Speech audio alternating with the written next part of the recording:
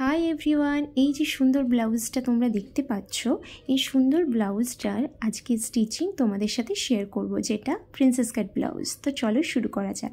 দেখো এখানে আমি প্রত্যেকটা পার্ট কাটিং করে নিয়েছি। এরপর দেখো ফ্রন্ট পার্টের একটা অংশ আমি নিয়ে নিয়েছি এবং মেন ফেব্রিক এবং অস্ত্র আমি প্রথমে এখানে সেলাই করে নেব। দেখো আমি মেন ফেব্রিক আর অস্ত্রের দুটোরই উল্টো দিকে দাগ দিয়ে রেখেছি যাতে আমার সেলাই করতে সুবিধা হয়। যেভাবে আমি ভিডিওতে তো করছি তোমরা কিন্তু সেভাবেই করে নেবে। দেখো আমার এইগুলো সেলাই হয়ে গেছে এবং অতিরিক্ত কাপড় আমি কেটে বাদ দিয়ে দিয়েছি। এরপর আর একটা ফ্রন্ট পার্টের অংশ আমি মেন ফেব্রিকের উল্টো দিকে রেখে আমি এখানে পিন সেট করে দিয়েছি যাতে কাপড়টা আমার সরে না যায় এবং সেলাই করতে সুবিধা হয়। দেখো এভাবে সেট করে আমি এখানে সেলাই করে নিয়েছি। এরপর অতিরিক্ত কাপড় আমি এখানে কেটে বাদ দিয়ে দেব।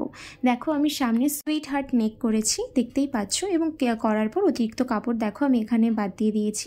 এরপর ফ্রন্ট পার্টের এই অংশগুলো তোমরা এমনিও সেলাই করে নিতে পারো, তবে আমি এখানে এই সৌন্দর্যটা আরও বাড়ানোর জন্য আমি এখানে পাইপিং ইউজ করব। দেখো প্রথমে আমি এই অংশটাতে পাইপিং সেলাই করার পর তোমরা এভাবেও সেলাই করতে পারো, আবার এভাবেও করতে পারো, দুটো আমি তোমাদেরকে দেখালাম। দেখো আমার ফ্রন্ট পার্ট রেডি।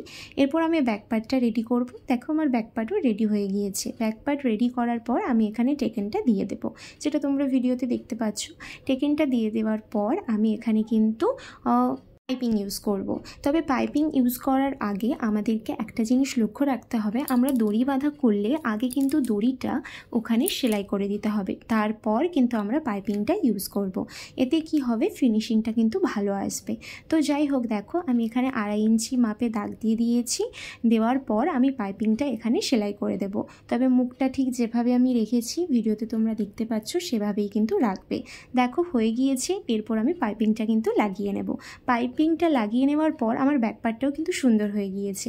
এরপর ফ্রন্ট পার্ট এবং ব্যাক পার্ট দুটো আমরা সেলাই করে নেব।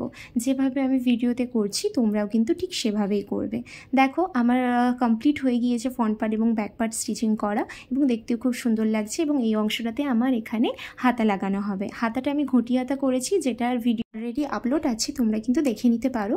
যাই হোক দেখো ঠিক এভাবে মাঝখানটা আমি রেখে আমি এখানে সেলাই করে নেব। সেলাই করে নেওয়ার পর তোমরা তোমাদের মেজারমেন্ট অনুযায়ী দুই দিকে তোমরা সেলাই করে নেবে। এবং আরও ভিডিও পেতে চ্যানেলটিকে সাবস্ক্রাইব করো। Thank you.